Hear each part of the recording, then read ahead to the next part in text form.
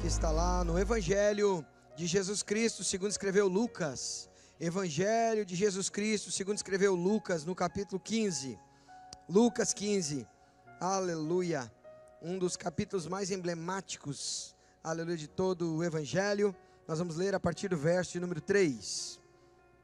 Aleluia, glórias a Deus. Assim está escrito: então, Jesus lhes contou esta parábola: qual de vocês que, possuindo 100 ovelhas e perdendo uma, não deixa as 99 no campo e vai atrás da ovelha perdida até encontrá-la? E quando a encontra, coloca alegremente nos ombros e vai para casa. Ao chegar, reúne seus amigos e vizinhos e diz: alegrem-se comigo, pois encontrei a minha ovelha perdida.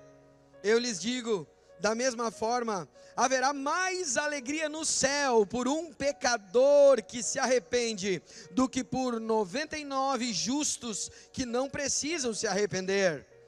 Ou, qual é a mulher que, possuindo 10 dracmas, perdendo uma delas, não acende uma lâmpada, varre a casa e procura atentamente até encontrá-la?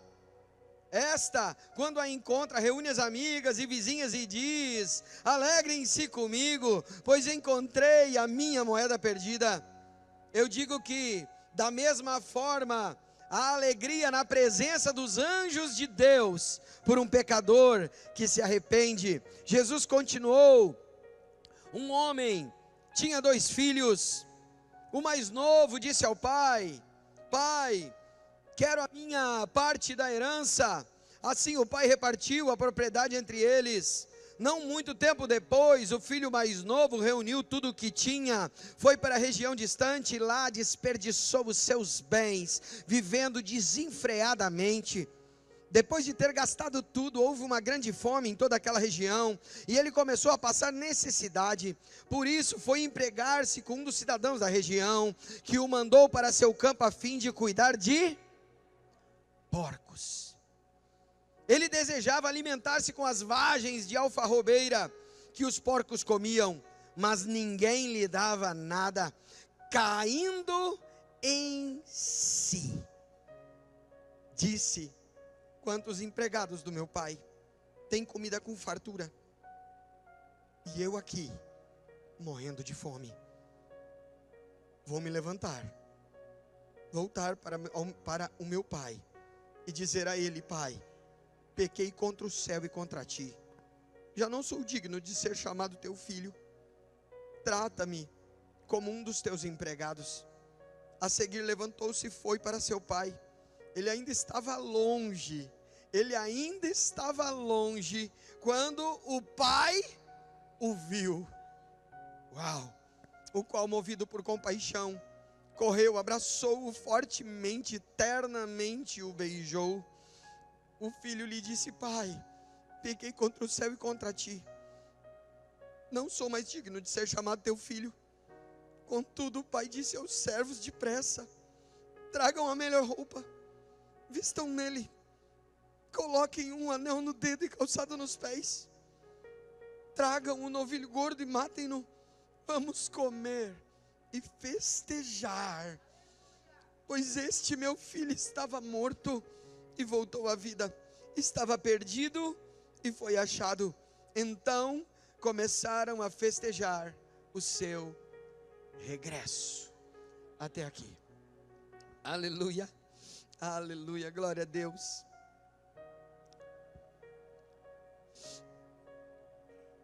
Queridos irmãos,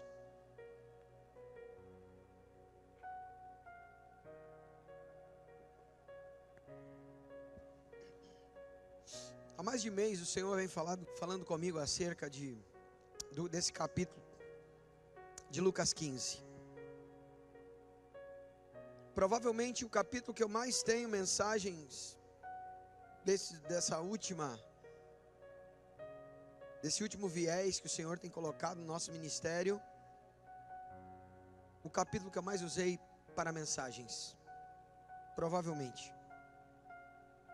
E o Senhor tem colocado algo ao meu coração, e essa semana, me lembro que meditando na palavra e conversando em casa, o Senhor colocou algo no meu coração, Eu não sabia bem se era para esta oportunidade, mas o Senhor acabou cristalizando isso na minha mente.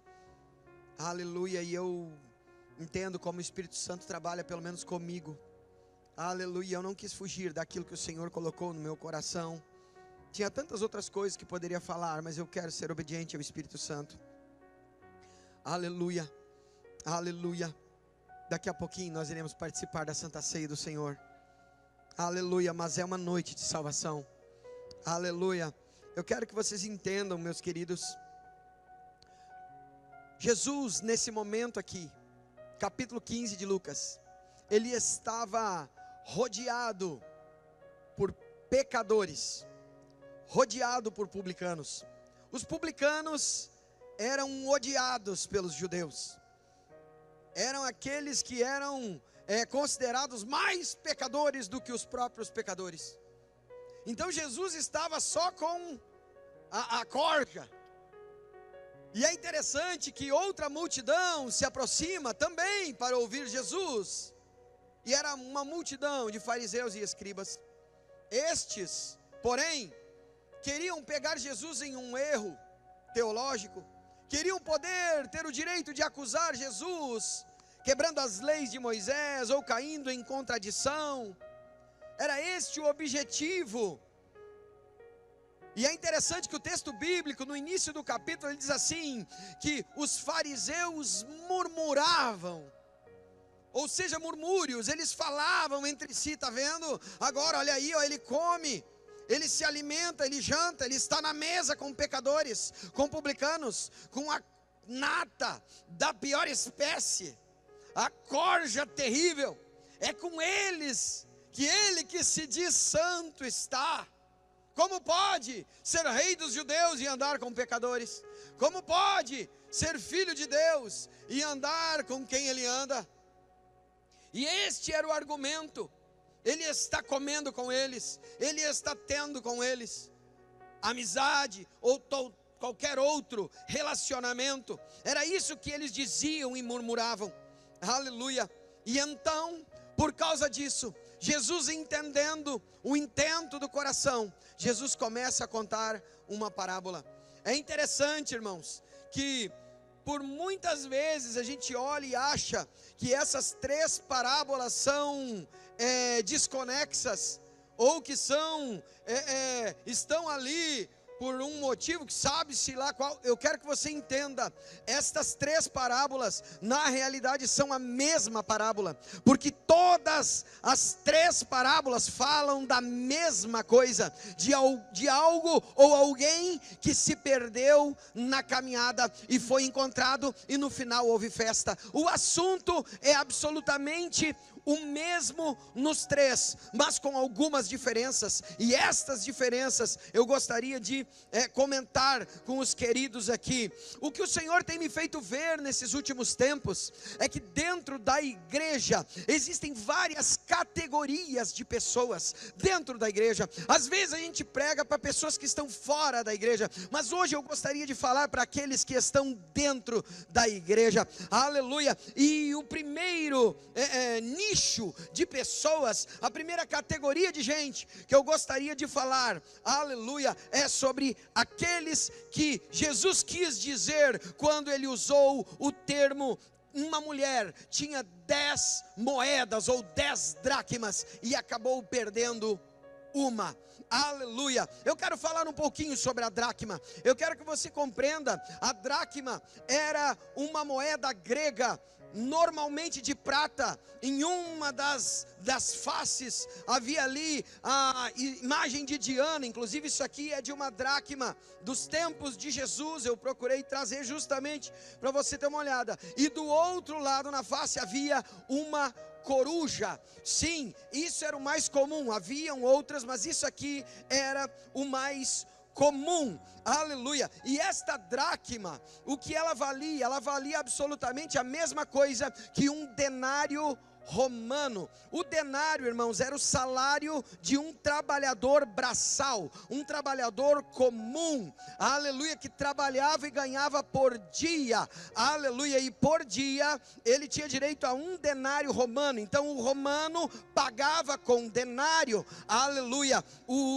mas como ali o Império Romano estava trazendo já uma helenização muito forte, trazendo a cultura grega, aleluia, muita coisa da cultura grega estava ali entranhado, aleluia, e aqui nesse momento, aleluia, nós podemos ver que a dracma ainda estava ali. Caso contrário, Jesus não teria falado de uma dracma. Jesus falou de uma dracma justamente porque a dracma ainda estava em circulação no Império Romano, aleluia. Isso também era semelhante ao ciclo judeu. Dito isto, aleluia, eu quero falar um pouquinho sobre quem é aquelas pessoas que nós podemos categorizar de dracmas dentro da igreja.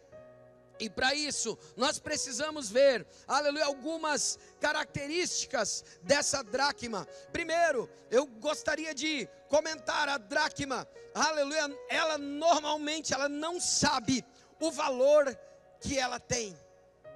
Isso é uma verdade. Há muita gente dentro da igreja que não sabe o valor que tem. E quem congrega aqui conosco sabe que eu não sou o pregador de alisar ego de ninguém, bem pelo contrário. A gente está aí para destruir com o ego das pessoas. Deus nos levantou com o pastor Marretão, uma versão mais light. Quem conhece o pastor Marretão, hein? Meu Deus, passei vergonha. Aleluia. Irmãos, mas a dracma, ela não sabe o valor que ela tem. E tem muita gente dentro do corpo de Cristo que está aqui, que toma Santa Ceia, que vem aos cultos, que não sabe o valor que tem. Eu quero começar dizendo: você, sim, você que acha que não é ninguém na fila do pão, você que acha que é aquele último, que talvez algum dia que Deus faça alguma coisa por você, será só porque Ele não tinha mais ninguém para abençoar. Sim, tem muita gente dentro da igreja achando que o milagre vai acontecer no da esquerda, no da direita, na frente e atrás, mas nele o milagre não vem. Deixa eu te dizer, você não foi comprado com ouro, não. Você não foi comprado com prata. Você não foi comprado com pedras preciosas. Você não foi comprado com nada desta terra. Você foi comprado com sangue puro, com sangue puro, com sangue puro. Você tem valor. Quando eu era criança, faz tempo, um dos primeiros louvores que chegou numa igreja tradicional, que até então era só tinha corinho e hino da harpa. Eu sou de uma igreja tradicional, irmão, oriundo de lá, e glorifica a Deus por isso. Mas um dos primeiros louvores que apareceu lá era um louvor que dizia assim: o Espírito Santo se move em você, você tem valor. O Espírito Santo se move em você. Deus usou o pastor Armando Filho para criar um louvor, para mostrar para as pessoas que o Espírito Santo habitava nelas e elas tinham valor. Aleluia. Eu não estou aqui para amaciar o teu ego, mas eu quero dizer que você não é o último da fila. Eu quero dizer que o Senhor, Ele tem toda a intenção de mudar a tua história, de toda a intenção de fazer coisas grandiosas na tua casa.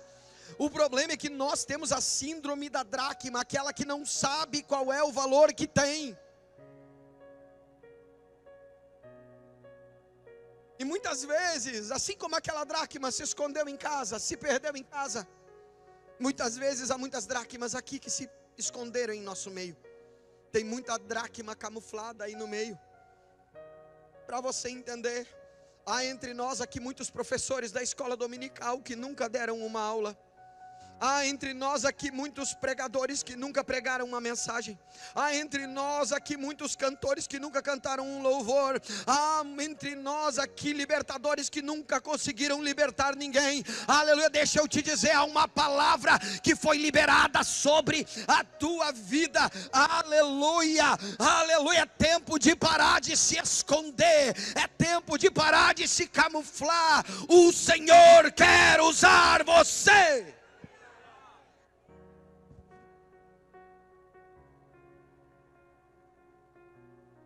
A dracma também, ela só sabe servir, afinal ela é um objeto.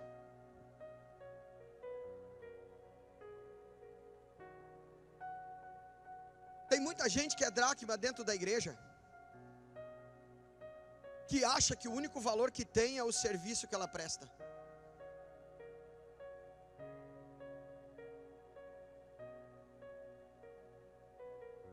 Eu quero tirar isso de dentro de você. Você não vale o serviço que você presta, você vale muito mais. Não importa o serviço que você presta.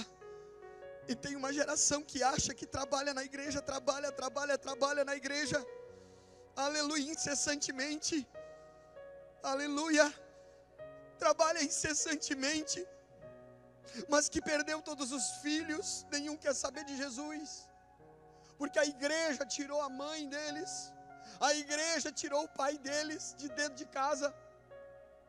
Ah, meus queridos, aleluia, muita dracma que tem valor, mas acha que a única coisa que pode oferecer é o serviço. Deixa eu te dizer, o Senhor depositou dons e talentos em você, Ele depositou dons e talentos em você.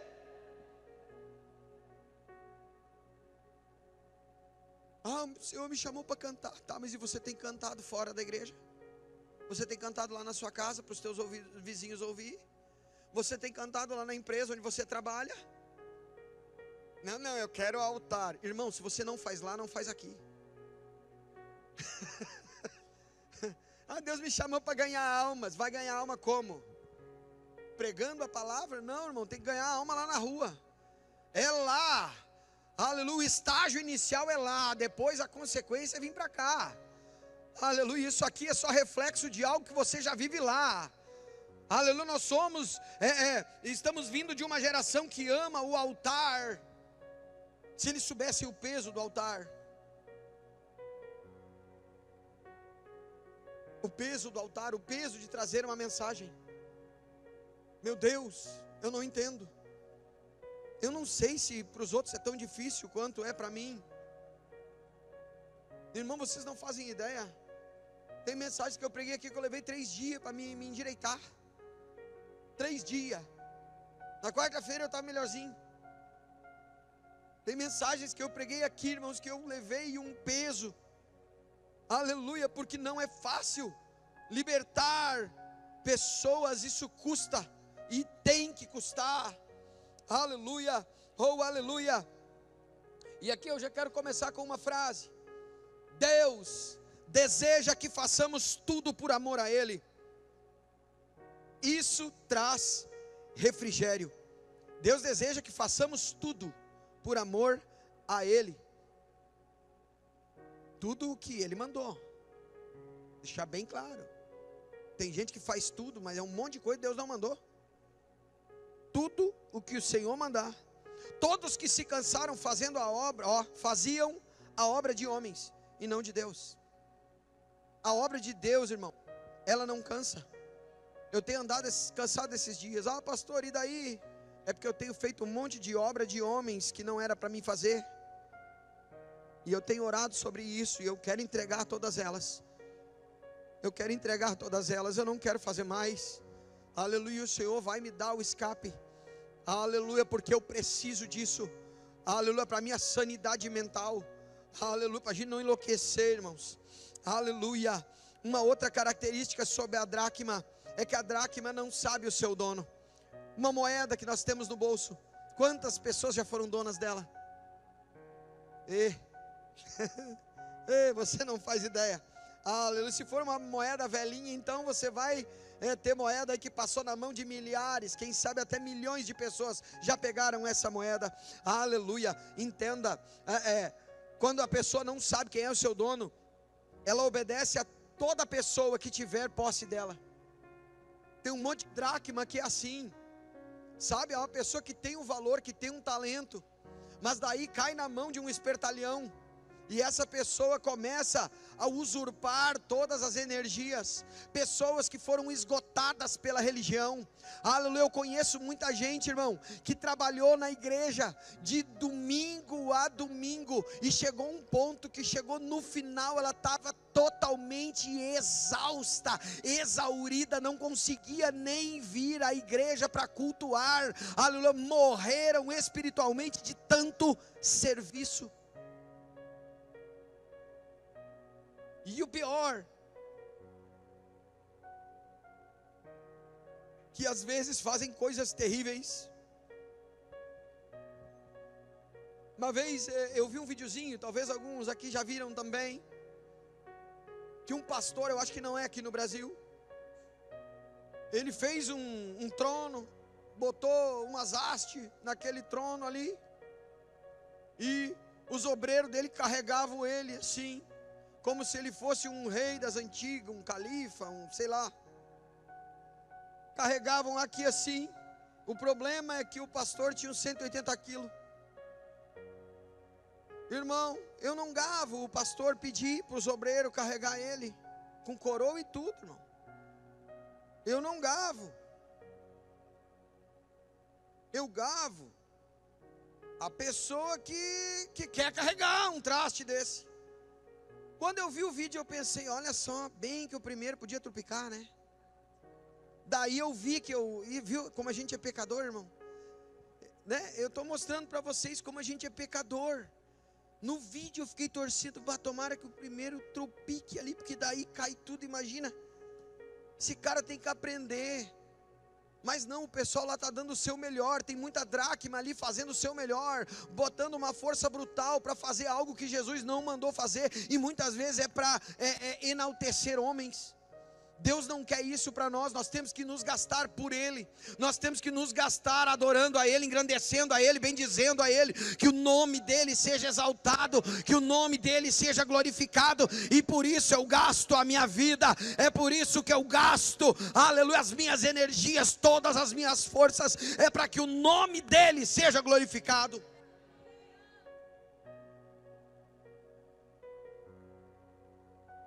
Mas também tem dracmas, que são aquelas pessoas que nós na igreja chamamos de congregados, que ele não é membro, mas ele vem em todos os cultos.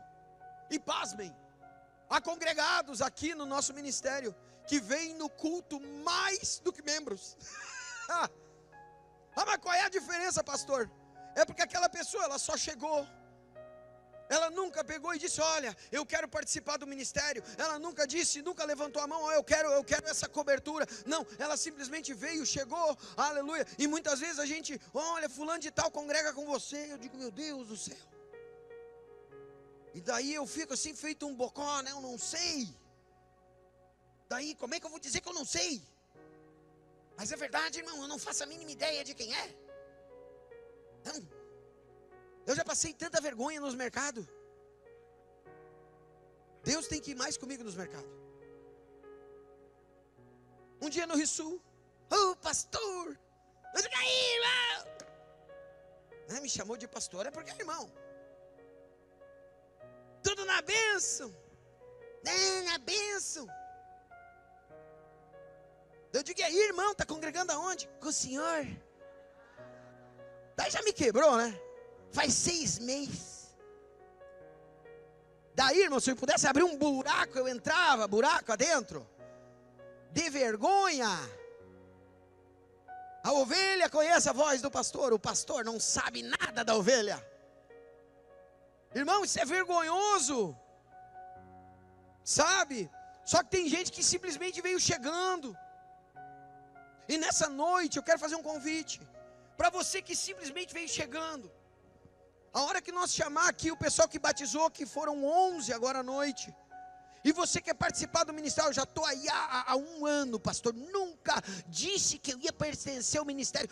Deixa de ser dracma, meu filho. Vem aqui na frente, nós vamos te receber oficialmente. Você vai passar a ter cobertura espiritual, meu querido. Aleluia.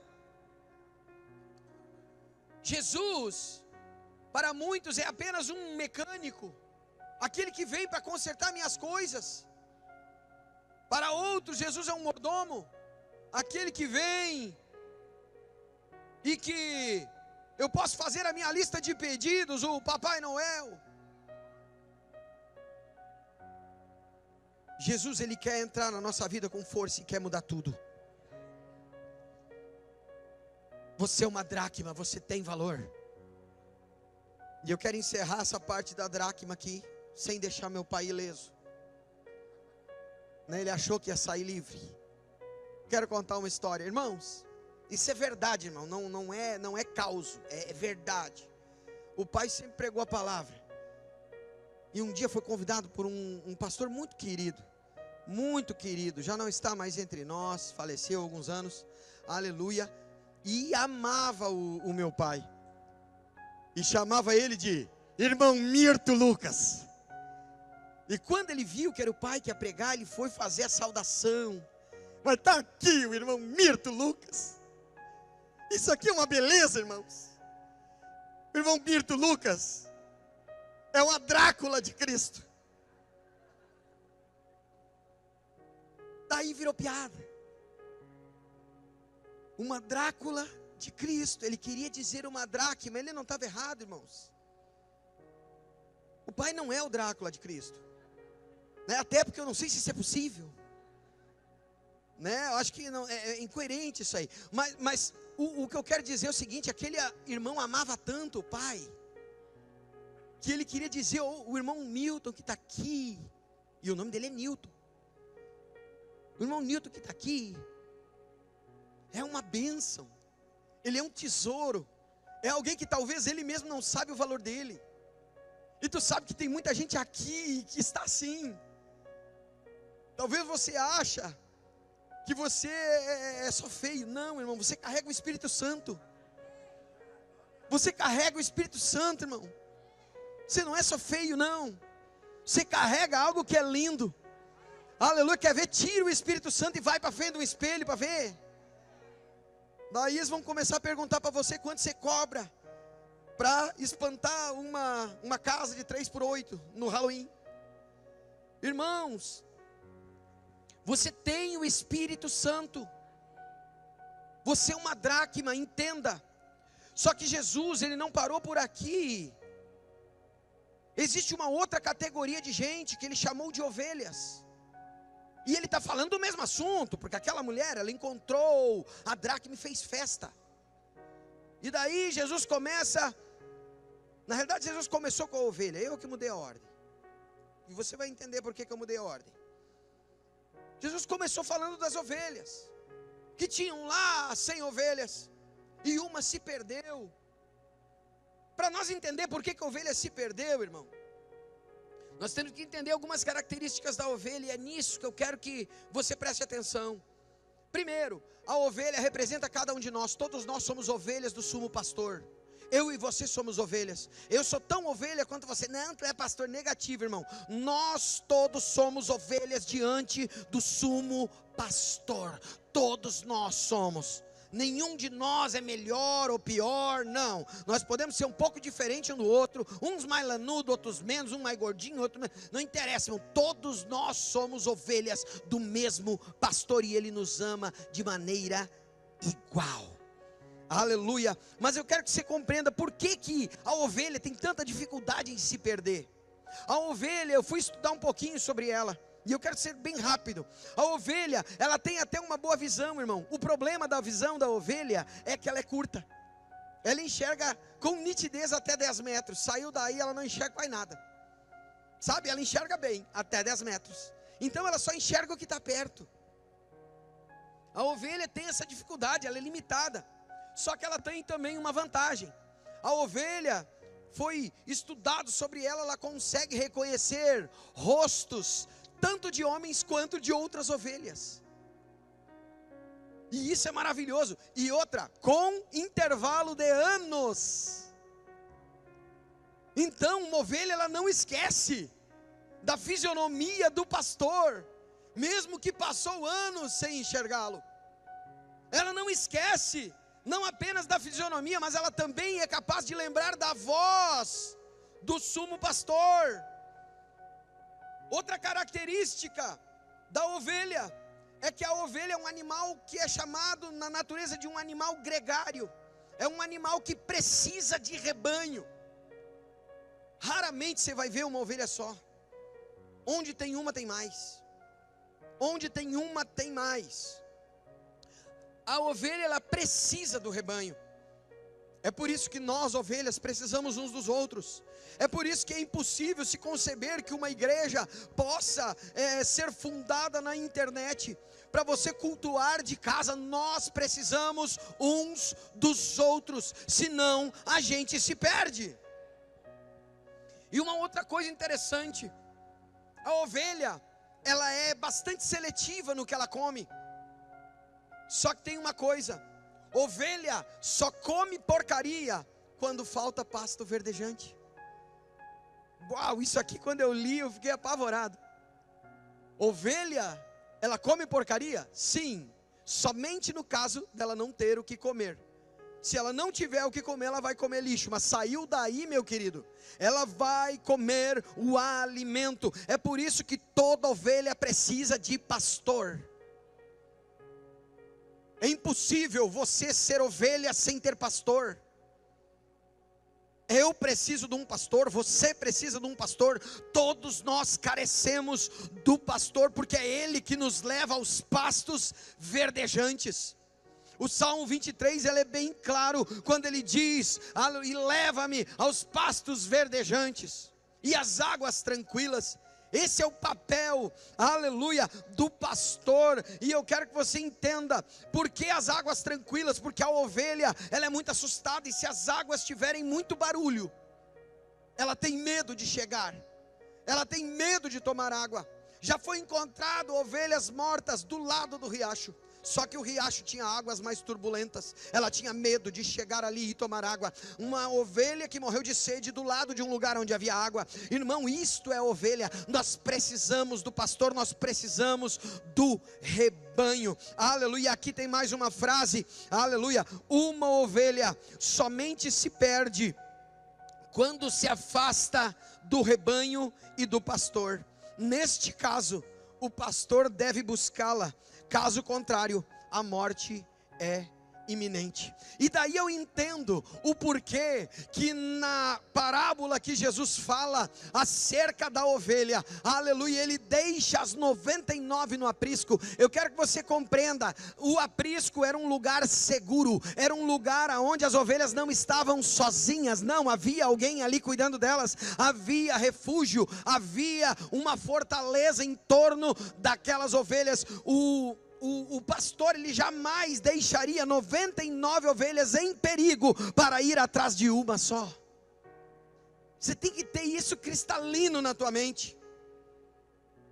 Ele foi atrás daquela uma porque ele tinha certeza absoluta que as outras 99 estavam seguras e estariam exatamente ali naquele lugar quando ele voltasse. É por isso que ele foi. E ele foi, e glória a Deus, ele encontrou aquela ovelha perdida, porque ele sabia que aquela ovelha ficaria morta ou de fome ou de sede, ou seria caçada por animais predadores. Ele sabia disso. Então era uma corrida contra o tempo. O interessante é que a ovelha, como a visão dela não é de longo alcance, e ela tem um senso de localização muito ruim. Ovelha, irmão, aleluia, ela não tem, sabe que ela tem dificuldade, esquerda, direita, tem dificuldade para frente, para trás. Irmão, tem gente que consegue se perder na cidade onde mora. Não sei se você conhece alguém assim, né? Tem gente que já se perdeu. Olha, eu fiquei sabendo de gente que se perdeu dentro da casa. Tinha se mudado, ligou para o marido: olha, eu estou aqui num lugar, eu não sei onde. Que tu saiu de casa? Não, eu estou em casa, eu só não sei onde eu estou. Gente, irmão, que tem um senso de localização ruim. E por causa disso muitas ovelhas nem notaram que se perderam. Esse é um problema. A ovelha muitas vezes nem nota que se perdeu. E eu tenho certeza que essa ovelha que está perdida, ela não gostaria de estar perdida. Porque uma ovelha perdida é sinônimo de morte. Até o momento em que ela nota que ela não escuta mais a voz do amado. Não escuta mais. O pastor está longe demais e ela não consegue mais captar a voz. E daí, como a visão dela de longo alcance não é boa, ela começa a andar para lá e para cá, para lá e para cá, para lá e para cá. E quando ela vê, ela não sabe onde ela está. A ovelha não é como um cão que consegue farejar. Ela não tem esse senso de direção. Ela não tem.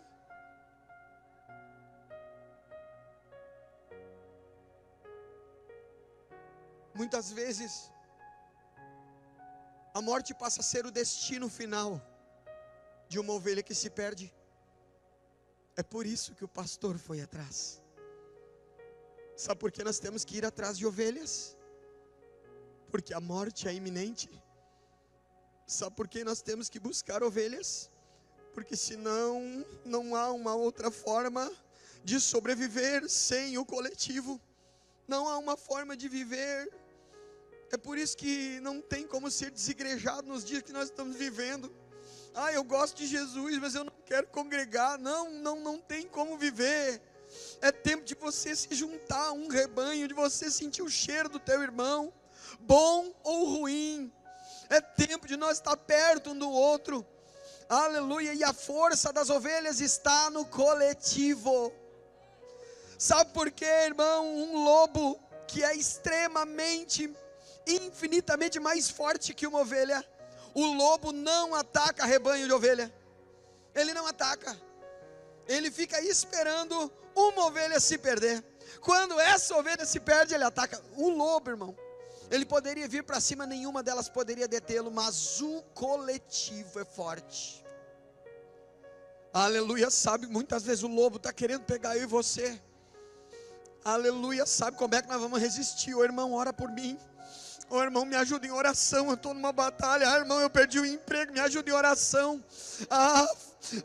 Conta para um, conta para outro, pede ajuda ali, ajuda aqui. Vamos jejuar, vamos orar, Deus vai te dar vitória. E daí você começa a receber palavras do alto, aleluia, vindo de outras ovelhas, aleluia, que muitas vezes até já passaram por aquilo que você está passando.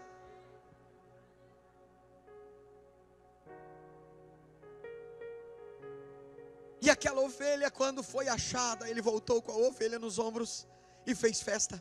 Chamou os amigos, os vizinhos, e teve festa, mais uma festa. Mas Jesus não parou a parábola aí, ele seguiu. Ele contou a história de um homem que tinha 2 filhos. O filho mais moço pediu a sua parte da herança e partiu.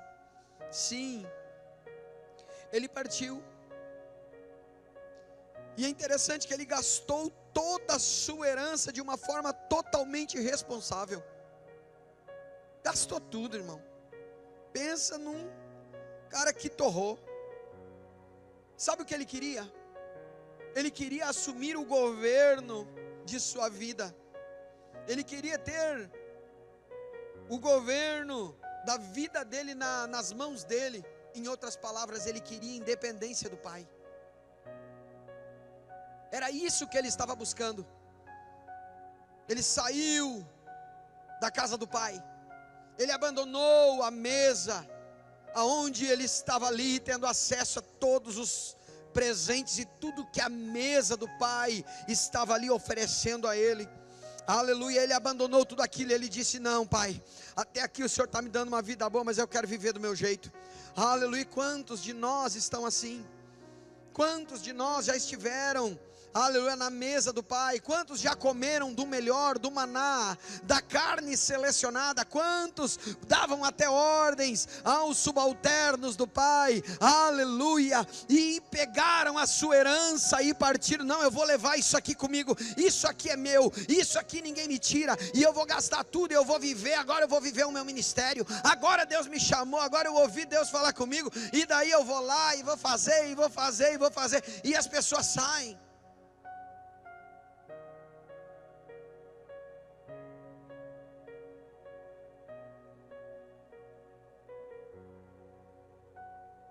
Gastou tudo que tinha, foi para uma cidade de gentios,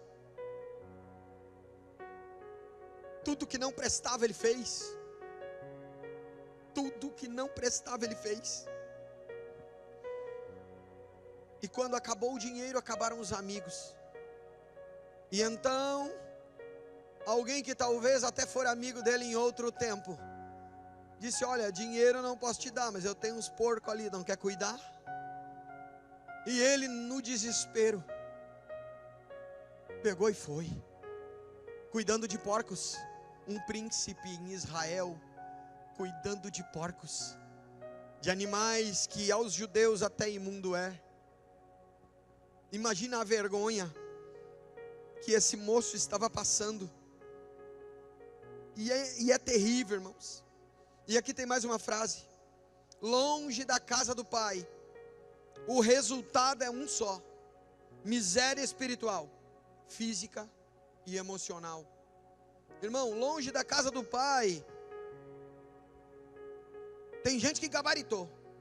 Longe da casa do Pai é miséria espiritual, física e emocional. Tem gente que até tem dinheiro, mas está com a saúde arrebentada longe da casa do Pai. Tem gente que até tem saúde, mas está destruído no financeiro. Tem gente que até tem dinheiro, está com a saúde mais ou menos, mas emocionalmente está morto por dentro. Irmão, aleluia, longe da casa do Pai, o resultado é um só: miséria. Miséria. O estado daquele moço foi tão lastimável, que ele chegou a desejar a comida dos porcos. O que é o desespero, irmão? Não sei se alguém aqui já viu lavagem de porco. Você teve vontade de comer aquilo? O que é o desespero de alguém que olha para aquilo azedo, fedendo, e você ter desejo? O pior é que esse moço, ele teve desejo de comer aquilo, e muitos de nós já encheram o prato e comeram até se lambuzar. Quantos de nós abandonaram a casa do Pai e foram para as drogas? Abandonaram a casa do Pai e foram para a imoralidade. Abandonaram a casa do Pai e foram para a vida de devassa, uma vida de crime, uma vida terrível, uma vida de dor, uma vida de promiscuidade total, uma vida na lama, uma vida de dor e sofrimento. Esse moço desejou comer aquilo, mas quantos de nós já comeram? E quantos de nós não apenas desejaram, se lambuzaram até o final?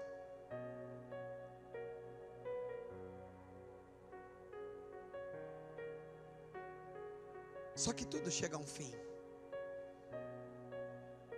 E é maravilhoso o verso 17, que diz assim: e caindo em si. Uau! Ah, irmão, isso aqui é a mudança. E caindo em si.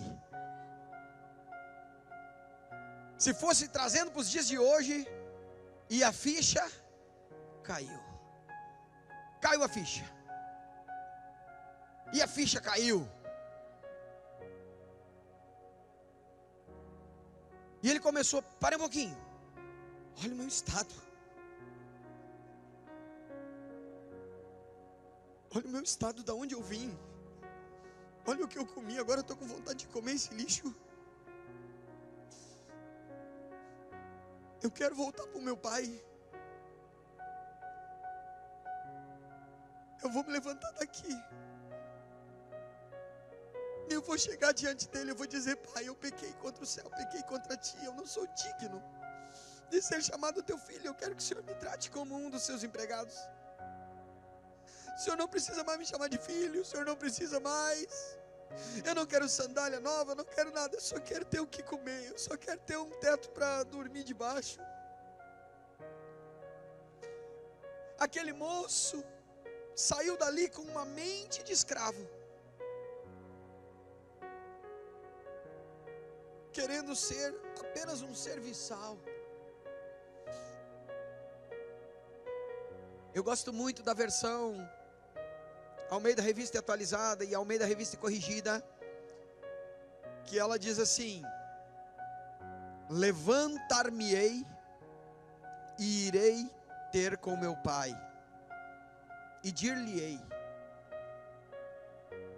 Quem é mais antigo talvez lembre de um louvor de um grupo Voz da Verdade. Até o pastor Maes colocou no grupo da igreja. Aleluia. E é maravilhoso aquele louvor. Levantar-me-ei, irei ter com meu pai, oh, e dir-lhe-ei: eu pequei contra ti, contra ti. Levantar-me-ei, a ele pedirei: faz-me um servo de ti. Irmãos, aquele moço quis ser servo, e para a glória de Deus ele não ficou só nos planos. Sabe, porque tem muito crente que fica no plano: eu vou sair daqui, mas não sai. Eu vou sair desse chiqueiro, mas eu não saio.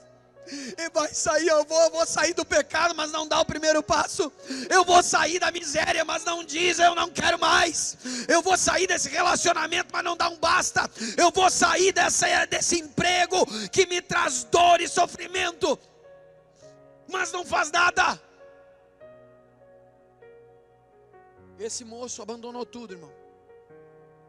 Aquela rica vaga de emprego, ele abandonou tudo: emprego, dinheiro, fama. Agora eu me lembrei do meme aquele: eu vou largar tudo. Daí quando eu pensei: não, mas eu não tenho nada. Esse moço estava assim: eu vou largar tudo. Daí ele olhou: não tenho nada. E se foi, ele se levantou. Uau, irmão, e eu amo o texto bíblico é maravilhoso. O texto bíblico é maravilhoso. Ele se levantou e ele foi para casa. Aleluia, ele foi caminho, pensando: quando eu enxergar meu pai, eu vou dizer: pai, eu pequei contra o céu, eu pequei contra ti, eu não sou digno de ser chamado teu filho, trata-me como um dos teus empregados. E aquilo estava na mente dele. Aleluia. Só que eu quero que você compreenda uma coisa. No tempo que Jesus construiu esta parábola em sua mente para falar àqueles que estavam ouvindo, havia um ritual. Era uma tradição, um ritual que era mais uma tradição. Isso não era uma lei, irmão. Porque a lei acerca dos filhos rebeldes está lá em Deuteronômio capítulo 21. Um filho rebelde, ele era apedrejado por toda a comunidade. Filho rebelde que tinha se tentado, tentamos uma vez, tentamos duas, tentamos três, ele não quer saber. Eles levavam diante da congregação, cada um pegava uma pedra e eles apedrejavam ali, faziam um monte de pedra. E isso era algo que a lei de Moisés dizia. Só que entenda, nesse tempo aqui, o império que governava era o Império Romano. E quando se tratava de tirar a vida de alguém, o Império Romano, só ele tinha o poder. Por esse motivo que eles tiveram que ir até Pôncio Pilatos, tentando pedir autorização para que o próprio Império Romano tirasse a vida de Jesus. Entende? O Império Romano não deixava, mesmo que a lei judaica dizia que é digno de morte.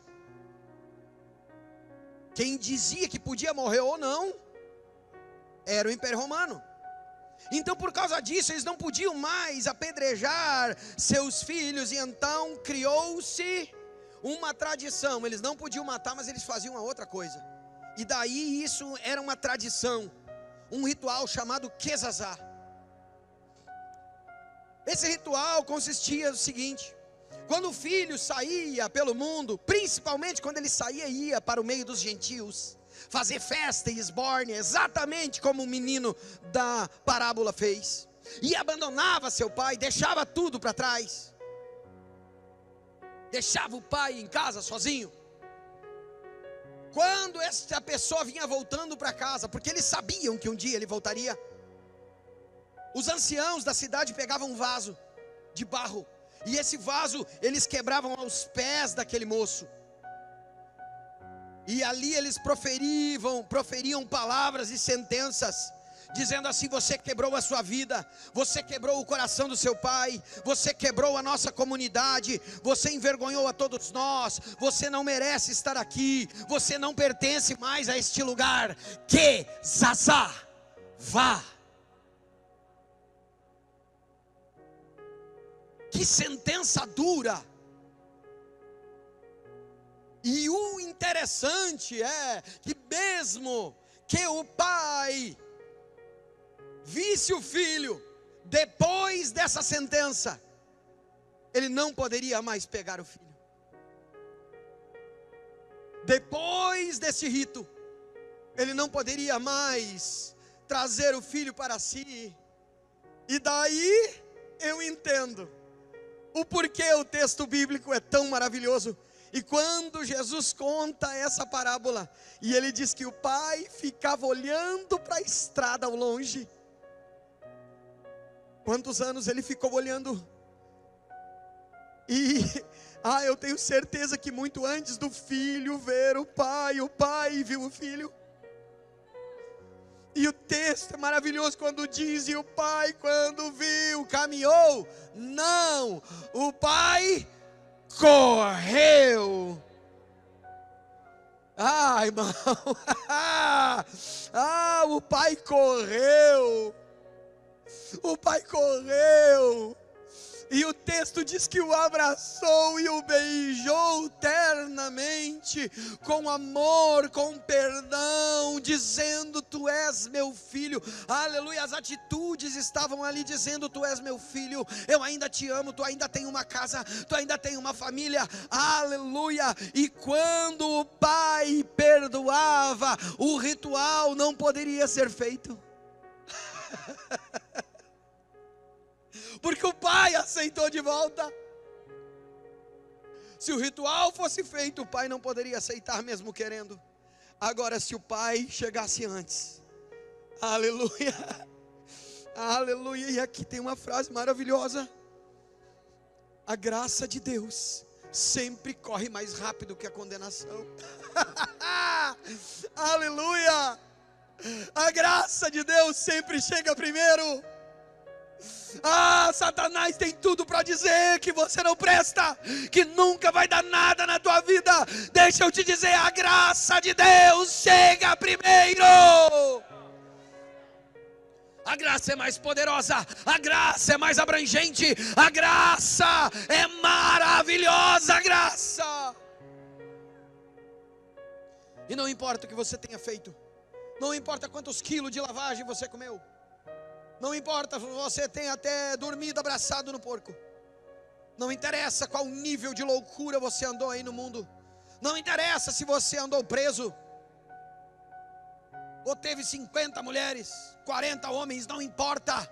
Deus não está te julgando. A graça chega antes da lei. A graça chega antes da lei. A graça chega antes da lei. Ministério de louvor já pode subir.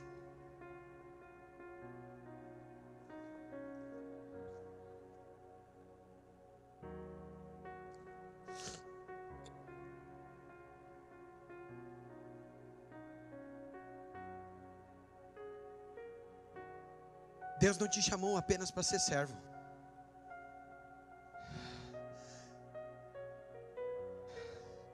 Eu sirvo ao Senhor, amém, irmão, mas você o ama?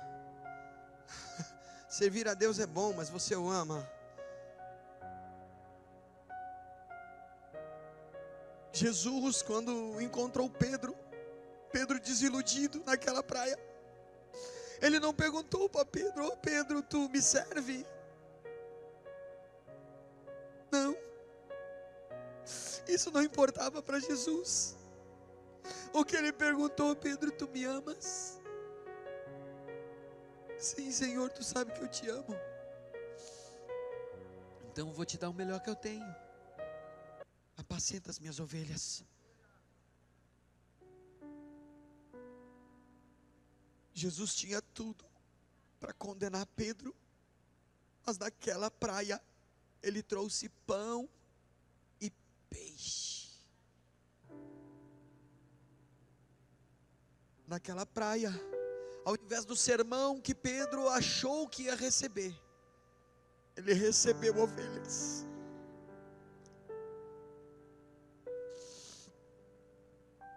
Isto é a graça. Por isso que Paulo estava num sofrimento terrível e infindável. E ele pediu ao Senhor para que parasse com aquilo. E Deus disse: Paulo, a minha graça te basta. Sabe o que Deus estava dizendo? Você só precisa da minha graça. Se você tiver a minha graça, essa doença aí você tira de letra. Talvez eu te cure, talvez não. Você só precisa da minha graça. E foi a graça que chegou primeiro na vida daquele moço. E a graça está chegando para a vida de alguém aqui essa noite. E alguém aqui está com o coração rasgado na presença do Senhor. Aleluia. Deus não te chamou para ser apenas servo. Aquele moço abraçou o pai e disse: Pai, eu pequei contra o céu, contra ti. Eu não sou digno de ser chamado teu filho. Eu quero ser um dos teus empregados. O pai nem respondeu. Sabe o que ele disse? Falou às outras pessoas: vão, matem um bezerro gordo, matem um novilho abençoado aí. Aleluia, traz anel, traz roupa nova, traz sandália, tem nova veste para ele. Ele segue sendo meu filho, ele segue sendo meu filho. E eu quero falar para alguém aqui essa noite, para encerrar essa mensagem: você é filho. Você é filho.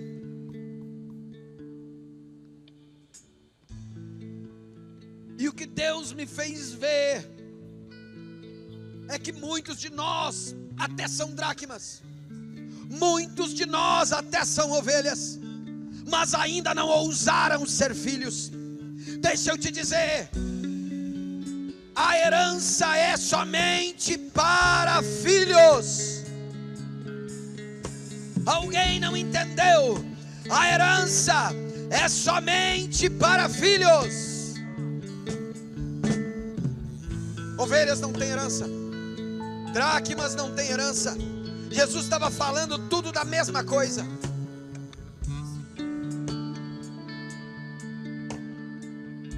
É tempo de nós parar de ter síndrome de dracma. Ai, ninguém me ama, ninguém me tem, ninguém me gosta. Para com isso, irmão. Você é filho. Você é filho. E uma coisa, quem é filho tem acesso liberado às prateleiras que o Pai coloca diante de nós. E deixa eu te contar um mistério. Conforme a nossa estatura diante do Senhor, Ele faz prateleiras. Tem coisas que eu não alcanço, e na casa do Pai não tem escada. Ele deixou ali: se eu crescer, eu terei acesso. Se eu crescer na graça e no conhecimento, eu terei acesso. Caso contrário, eu vou ficar só olhando. Tem muita coisa que tem o meu nome, está lá o meu nome, aleluia, mas eu ainda não consigo acessar, aleluia. Agora tem coisas que eu já estou pegando assim, ó, aleluia, glória a Deus. Deixa eu te dizer, aleluia, tem um monte de gente aqui com prateleira para pegar e ainda não ousou pegar nada. Você é filho, você é filho, você é filho, você é filho.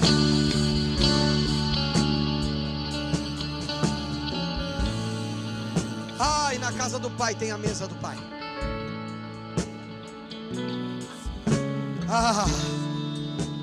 Que mesa é essa? A mesa onde são os filhos.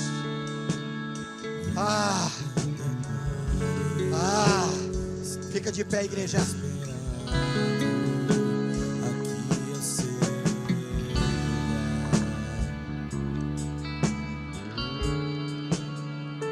Eu quero terminar essa mensagem falando o seguinte: há uma diferença notável entre as histórias que Jesus contou nessa mesma parábola. A dracma e a ovelha tiveram que ser procuradas. A dracma e a ovelha tiveram que ser procuradas. Mas o filho, não. Filho não. Ovelha que se perdeu sem a gente saber, sem ela mesma saber, essa a gente tem que ir atrás.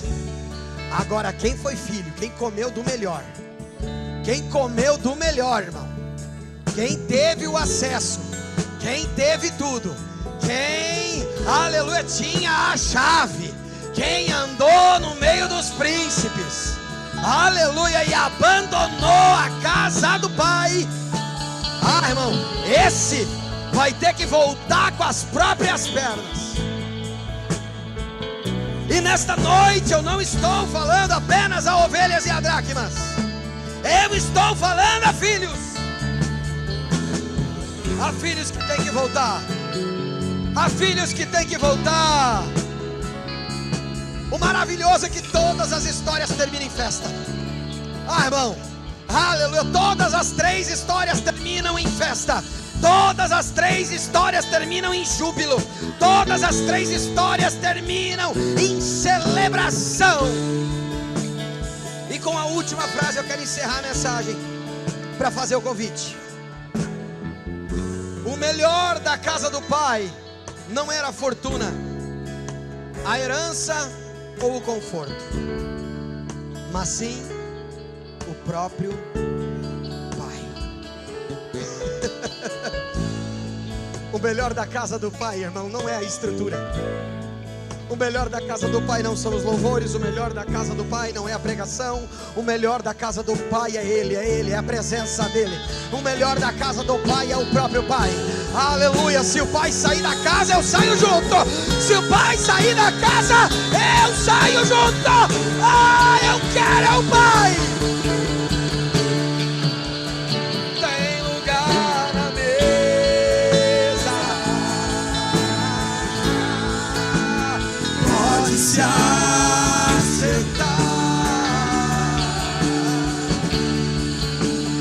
Venha, não demore, estou te esperando. Aqui eu tenho lugar.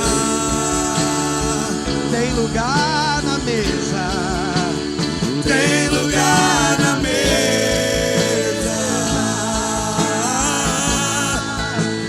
Pode se assentar.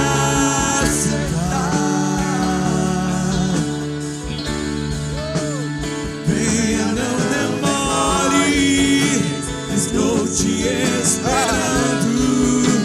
Aqui eu sei.